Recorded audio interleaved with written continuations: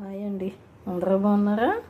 కుమారి ఆంధ్ర రుచులకి స్వాగతం. ఇదిగో ఈరోజు దబ్బకాయ సగం ముక్క ఉంది. ఎలా ఉందంటే చెక్కలో సగం 1/4 ఉందన్నమాట.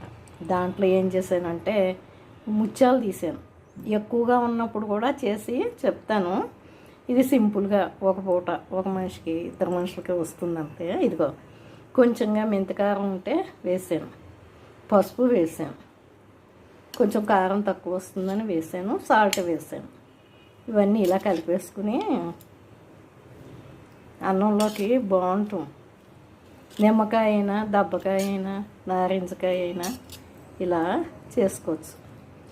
ఊట ఇందులోంచే పులుపు బయటకు వచ్చేస్తాం. ఇంకా దబ్బకాయ ఎండిపోయినట్టుంది అలా ఉందంటే ఇంకొంచెం సగం నిమ్మ చెక్క పిండుకోవచ్చు. ఇదిగో ఇలా ఉందా. దీంట్లోనే నూనె కూడా వేసాను, లేకపోతే కారంగానే ఉంటుంది. కొంచెం నూనె వేస్తే ఆ టేస్ట్ బాగుంటుంది.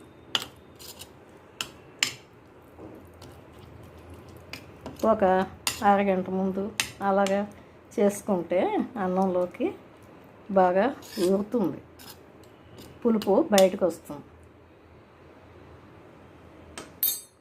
ఇదిగో దబ్బకాయ కారం, ముత్యాలతో తీసిన కారం బాగుంది కదా. ట్రై చేయండి, సి విటమిన్ ఉంటుంది, చాలా బాగుంటుంది.